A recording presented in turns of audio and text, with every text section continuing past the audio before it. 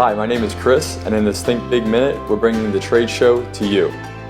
This is an example of heat exchanger repair and protection, where we use products in the Belzona 1000 series to provide long-lasting improvement of the condition of corroded heat exchanger end caps. Exchanger repairs are ones that we see often.